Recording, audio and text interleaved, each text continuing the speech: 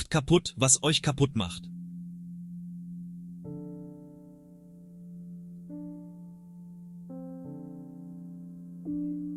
In schwierigen Zeiten und bedrückenden Situationen sowie bei persönlichen Schicksalsschlägen bleibt einem das Lachen oft im Halse stecken. Das sollten wir möglichst nicht zulassen, betonen Gelotologen, sogenannte Lachforscher.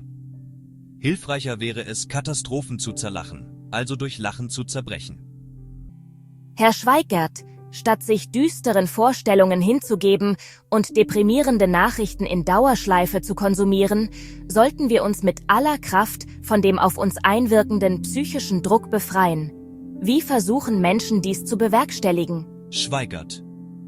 Bekanntlich gibt es diesbezüglich verschiedene Möglichkeiten, um den Kopf von düsteren Gedanken frei zu bekommen. Manche treiben Sport, entspannen sich beim Meditieren oder Yoga. Andere lenken sich durch Arbeit und Hobbys ab, beruhigen sich mit Musik, sehen sich einen heiteren Film an oder umgeben sich mit positiv eingestellten Menschen. Und manche sind auch der Ansicht, dass dies durch Lachen möglich ist. Damit versuchen sie, das Negative zu verdrängen und den schwarzen Gedanken auszuweichen. Warum hat Lachen eine solch positive Wirkung? Dunkle Gedanken hauen vor dem Lachen ab, heißt es. Schon Joachim Ringelnatz wusste, Humor ist der Knopf, der verhindert, dass uns der Kragen platzt. Und Groucho Marx von den Marx Brothers erkannte, Lachen ist wie ein Aspirin, es wirkt nur doppelt so schnell. Immanuel Kant war überzeugt. 3 Dinge helfen, die Mühseligkeiten des Lebens zu tragen: die Hoffnung, der Schlaf und das Lachen. Auf die Frage, worin der Unterschied zwischen einem Optimisten und einem Pessimisten besteht, lautet die Antwort: Der Optimist lacht, um zu vergessen. Der Pessimist vergisst zu lachen. Welche Anzeichen gibt es für die wachsende Sehnsucht nach Lachen? In schwierigen Zeiten stürmen die Menschen mehr als sonst zu Tausenden zu Auftritten von Kabarettisten und Comedians. Auch im Fernsehen lenken heitere Sendungen von den regelmäßigen deprimierenden Nachrichten ab. Oliver Welkes, Heute Show, die bekannte politische Nachrichtensatire im ZDF, ist ein Renner. Das Publikum liebt es, wenn üble politische Ereignisse auf humorvoll bissige Weise kommentiert und hohle Phrasen geistreich entlarvt werden. In Kinderkliniken und Pflegeeinrichtungen treten erfolgreich Klinik-Clowns auf, weil Lachen und Humor überaus positive Auswirkungen auf den Gesundheitszustand haben und Heilungsprozesse fördern können. Was erhoffen sich Menschen beim Lachen? Lachen funktioniert wie eine Art Ventil in einer Hochanspannungssituation. Die Menschen hassen es einfach, in einer Katastrophenautobahn im Stau gefangen zu sein. Ein befreiendes Gelächter vermag die Mauern der Depression zu sprengen. Sie wollen den eigenen düsteren Gedanken entfliehen, weshalb sie vom Horrorkarussell abspringen. Sie lehnen es ab, aus jeder Mücke einen Elefanten zu machen. Jeder Tag, an dem du nicht lächelst, so äußerte einmal Charlie Chaplin, ist ein verlorener Tag. Und wer Tränen lacht, der braucht sie nicht zu weinen. Beim Lachen werden positive Signale ans Gehirn gesendet und die körperliche und psychische Anspannung löst sich. Lachen baut Stress ab, verbessert die Stimmung und stärkt die Resilienz, also die psychische Widerstandsfähigkeit. Bewusstes Lachen hilft, Abstand zu Problemen zu gewinnen, die Situation leichter zu nehmen und innere Stärke zu entfalten. Lachen steigert auch die Kreativität, indem wir Probleme aus einer anderen Perspektive sehen und neue Lösungsmöglichkeiten finden können. Was aber genau ist es, warum Lachen den Menschen so sehr hilft? Lachen reduziert im menschlichen Körper die Produktion von Stresshormonen wie Cortisol und Adrenalin und fördert stattdessen die Ausschüttung von körpereigenen Glückshormonen, den Endorphinen, wodurch Spannungen abgebaut und die Stimmung gehoben wird. Kurzum, der Stressabbau und die Stressbewältigung insgesamt unterstützt wird. Das Lachen lenkt den Blick von negativen Erlebnissen ab und ermöglicht es, die emotionale Anspannung abzubauen und das seelische Gleichgewicht wiederherzustellen. Beim Lachen braut das Gehirn einen Glückshormon-Cocktail zusammen, schafft Wohlfühlmomente und ermöglicht die Rückkehr zu einer inneren Gelassenheit und positiven Lebenseinstellung. Zu einem lachenden Gesicht braucht man außerdem nur 13 Muskeln, während man für ein todernstes Gesicht 60 Muskeln benötigt. Kann Lachen dann auch schmerzlindernd sein? Natürlich, die durch Lachen freigesetzten Endorphine können tatsächlich auch die Schmerztoleranz erhöhen, Schmerzen also lindern und abwehren. Sogar Antikörper kann Lachen bilden, die dem Körper helfen, sich gegen Bakterien und Viren zu wehren. Der psychische Druck lässt nach und es gelingt sogar, mit Trauer und Wut über eine negative Situation besser zurechtzukommen. Wem dies gelingt, so heißt es, so jemand verfüge auch über einen Galgenhumor. Was meint der Begriff Galgenhumor? Dieser Begriff geht auf Äußerungen von Menschen zurück, die zum Tode verurteilt waren und von denen auf dem Weg zum Galgen noch eine aberwitzige Äußerung überliefert ist, mit der der Betroffene die verzweifelte Lage, in der er sich befand, zu überspielen suchte. So soll etwa der bayerische Räuber Matthias Kneißl bei der an einem Montag erfolgten Verkündung seines Todesurteils gesagt haben: "De Woch fangt scho guat o." Die Woche fängt ja schon gut an. Dieser Ausspruch ist bis heute überliefert. Was aber soll man machen, wenn einem so gar nicht zum Lachen zumute ist? Da hilft vermutlich nur eines, das Lachen wieder behutsam zu trainieren. Offensichtlich verlernen Menschen mit zunehmendem Alter das Lachen. Kinder lachen laut einer Untersuchung 400 Mal am Tag, Erwachsene im Durchschnitt nur etwa 15 Mal. Die Lachfrequenz wieder zu erhöhen, sollten wir uns also wieder mehr bemühen. Lachen kann man nämlich lernen, indem man aktiv entsprechende Übungen macht, also bewusst lacht. Geeignet sind dazu Techniken wie das Lach-Yoga oder das Spiegellachen. Wie funktionieren Lach-Yoga und das Spiegellachen? Beim Lach-Yoga lacht man absichtlich und beginnt bewusst zu lächeln. Auch wenn sich ein hervorgestoßenes Haha künstlich anhört, der Körper unterscheidet nicht zwischen bewusstem und echtem Lachen. Beim bewussten Lächeln, kontrolliert vor einem Spiegel, zieht man die Mundwinkel absichtlich nach oben. So können positive Effekte des Lachens auf Körper und Geist erzeugt werden. Durch das beim Lachen erfolgte tiefe Luftholen wird das Gehirn mit mehr Sauerstoff versorgt. Es werden Muskeln gelockert, Angstgefühle und angestaute Emotionen lösen sich und in der Folge werden dann zunehmend Glückshormone freigesetzt. Kann zu viel Lachen aber nicht auch ungesund sein? Wenn Lachen ungebremst über eine lange Zeit erfolgt, spricht man von Lachanfällen, die Lachtränen auslösen oder zu einem Anstieg des Blutdrucks führen können. Schmerzhaft ist Lachen bei gebrochenen Rippen und bei Patienten mit Asthma kann Lachen einen Anfall bewirken. Sogar zu einer kurzzeitigen Inkontinenz kann es bei einem Lachanfall kommen. Auch wenn man sich bei heftigem Lachen leicht verschlucken kann, ersticken kann man dabei nur selten. Werden durch permanentes Gelächter die Mundwinkel übermäßig strapaziert, kann gelegentlich ein Muskelkater auftreten, aber ungesund ist Lachen deshalb nicht. Es fördert vielmehr die Durchblutung, weitet die Arterien und senkt eher den Blutdruck, als dass sie ihn erhöht. Und das kann angeblich sogar das Herzinfarktrisiko verringern. Lachen ist also generell gesund, wirkt entspannend, stressreduzierend und stärkend für das Immunsystem und regt die Produktion von Antikörpern an. Aber es heißt doch, man könne sich totlachen.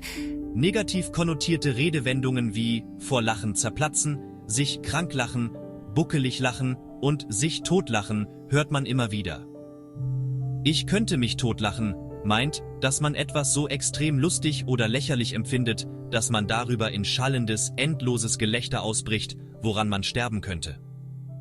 Lebensgefährlich können allenfalls nur sehr extreme Lachanfälle werden, wenn man in eine Art Lachrausch verfällt, vor Lachen kaum noch atmen kann und zu ersticken droht.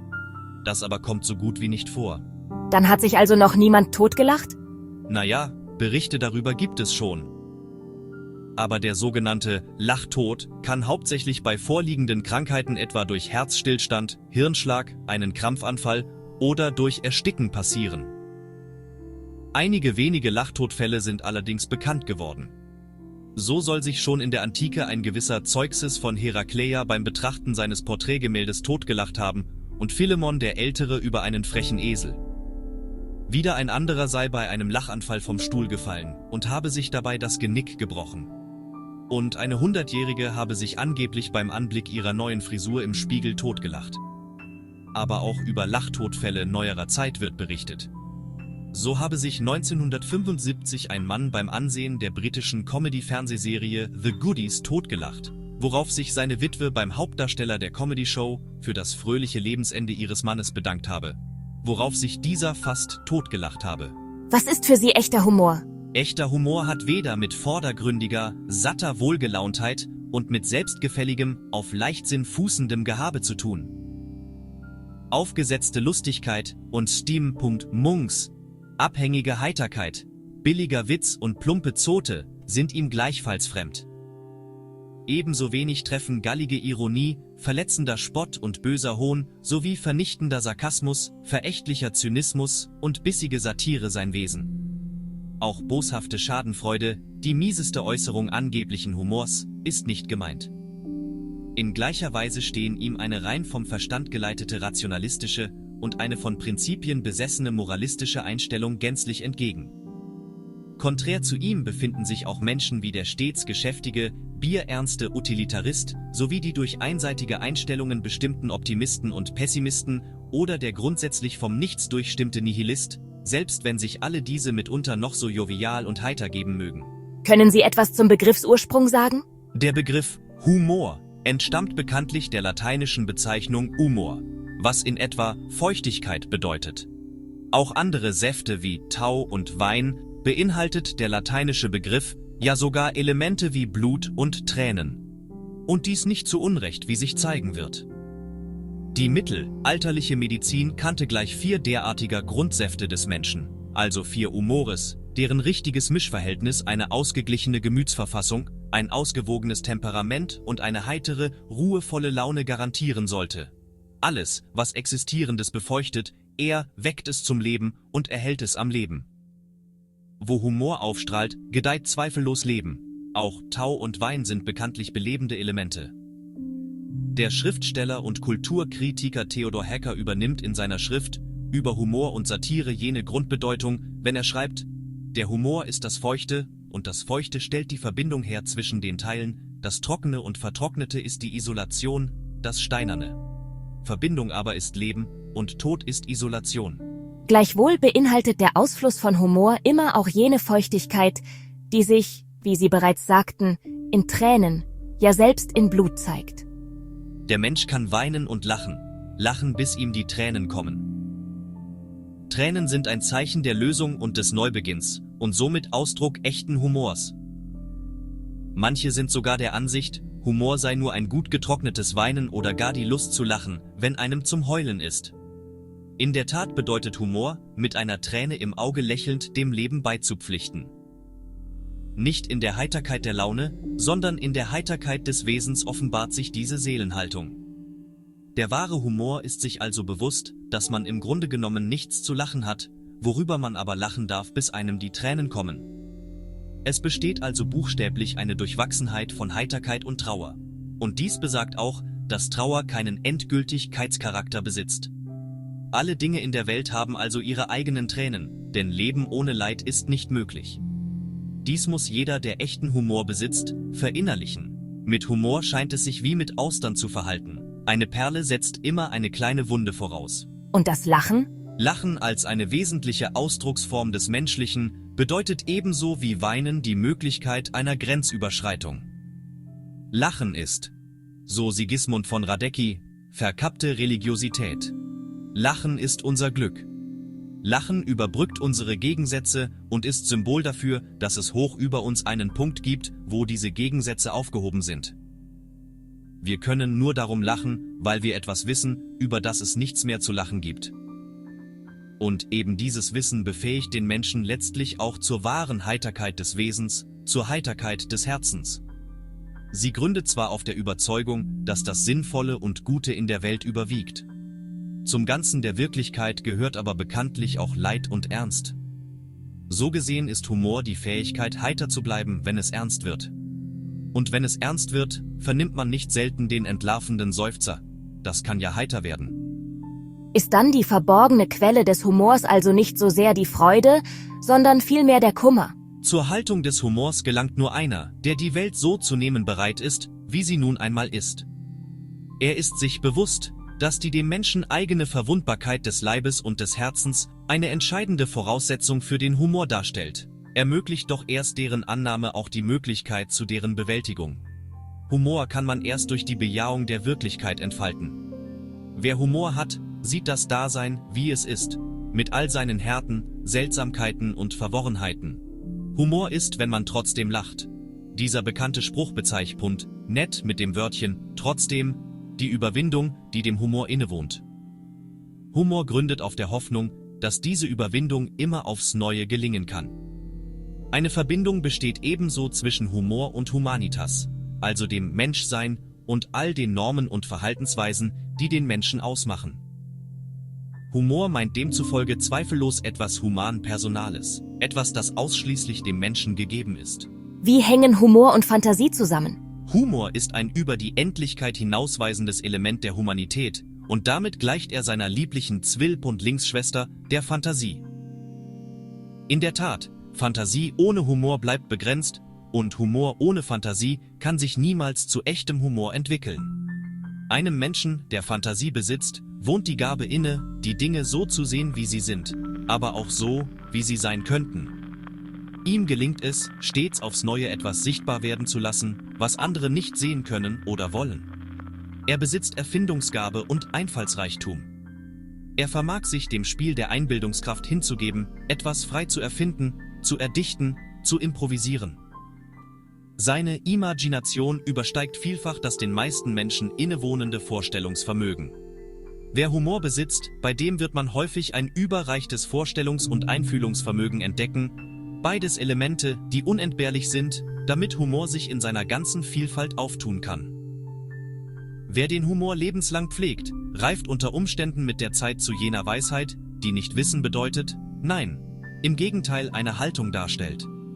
Kraft der er genau genommen nur eines weiß, nämlich dass er nichts weiß, worüber er aber nicht verzweifelt.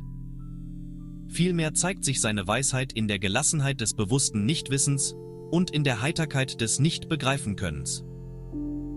Humor beinhaltet auch die Fähigkeit, sich selbst gegenüber stets gesunde Kritik üben zu können. Humorvolle Menschen können über sich selbst ehrlich und herzlich lachen. Sie können sich selber auf den Arm nehmen. Und weil sie dazu in der Lage sind, gelingt es ihnen auch, Kritik an anderen stets so zu üben, dass sich die Betroffenen dadurch nie verletzt fühlen. Eine solche Kritik ist immer konstruktiv, baut den anderen auf, lässt ihn mitlachen und vermag so, den Starrkrampf des Herzens zu lösen. Humor ist stets von dem Bewusstsein der eigenen Kleinheit und Ohnmacht durchdrungen, also von der gegenwärtig äußerst unmodernen Demut begleitet. In diesem Sinn weiß Humor, dass es etwas gibt, das hoch über uns steht, von dem wir abhängig sind, dass dieses unendlich Große, aber immer auch im unendlich Kleinen enthalten ist. Albert Camus drückt das so aus. Humor tröstet die Menschen über das hinweg, was sie in Wirklichkeit sind. Was spiegelt sich im Lächeln echten Humors? Güte und Nachsicht, Versöhnlichkeit und Mitgefühl, Duldsamkeit und Geduld. So gesehen ist das letzte entscheidende Kriterium des Humors die Liebe in ihren unterschiedlichen, breit gefächerten Ausprägungen, am präzisesten formuliert wohl so, wie es der Apostel Paulus zum Ausdruck brachte, als er von dem Menschen, der in der Liebe lebt, sagte: Er sei langmütig und gütig, er macht sich nicht groß und bläht sich nicht auf, er sucht nicht das Seine und lässt sich nicht erbittern, er rechnet das Böse nicht an und freut sich nicht über das Unrecht. Der Humor ist, wie die Liebe, eine Eigenschaft des Herzens, meint Rudolf G. Binding zu Recht, und er fährt fort: Es gibt Menschen, die nicht lieben können, wahrscheinlich sind es dieselben, die keinen Humor haben. Vielleicht ist die Liebe tatsächlich der Triumph der Fantasie über die Intelligenz, die nur gedeihen kann, wenn ihr Humor zugrunde liegt. Diese Liebe des humorvollen Menschen kann sich bei entsprechender Pflege mit der Zeit zur Hochherzigkeit entwickeln, in der sich das Element des Humors voll entfalten kann, also zu jener durch Leid und Überwindung geschärften Sehkraft des Herzens, mit der jeder Mensch in der Lage ist, selbst im unscheinbarsten und widrigsten immer noch das Bedeutsame und Liebenswerte zu sehen.